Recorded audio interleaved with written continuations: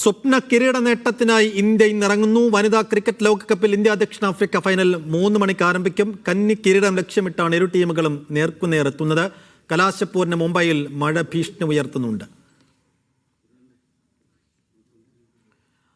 Fayis KT sports ഡെസ്കിൽ നിന്ന് വിശദാംശങ്ങൾ നൽകും. ഫായിസ്, കപ്പിനും ചുണ്ടിനുമിടയിൽ ദക്ഷിണാഫ്രിക്കയാണ് എതിരാളികൾ.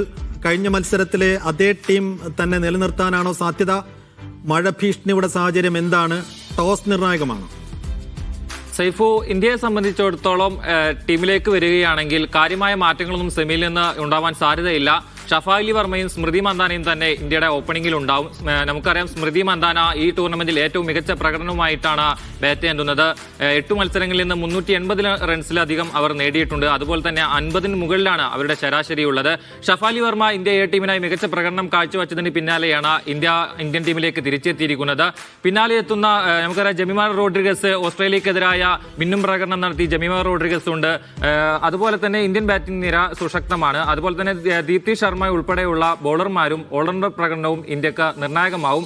ഇരു ടീമിനും കന്നി കിരീടമാണ്. അതുകൊണ്ട് തന്നെ മത്സരം നിർണായകമാവും. ഇന്ത്യയുടെ 3ാമത്തെ ഫൈനലാണ്. ദക്ഷിണാഫ്രിക്കയെ സംബന്ധിച്ചിടത്തോളം അവരുടെ പുരുഷ ടീമിന് പോലും എത്തിപ്പെടാൻ കഴിയാത്ത ഒരു ഫൈനലിലേക്കാണ് അവരുടെ വനിതാ ടീം എത്തിയിട്ടുള്ളത്. അവരെ സംബന്ധിച്ചിടത്തോളം നിർണായക മത്സരമാണ്. ദക്ഷിണാഫ്രിക്കൻ ക്യാപ്റ്റൻ തന്നെ ഈ ടൂർണമെന്റിൽ ഏറ്റവും കൂടുതൽ റൺ നേടിക്കൊണ്ട് റൺവേട്ടക്കാരിൽ മുൻനിരയിലുണ്ട്. അവരുടെ ബോളിംഗ് നിരയും ശക്തമാണ്.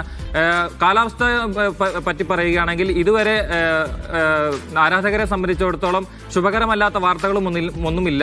കലാശപ്പോര് നിശ്ചിത സമയത്ത് തന്നെ തുടങ്ങുമെന്ന് തന്നെയാണ് പ്രതീക്ഷ. സൈഫു.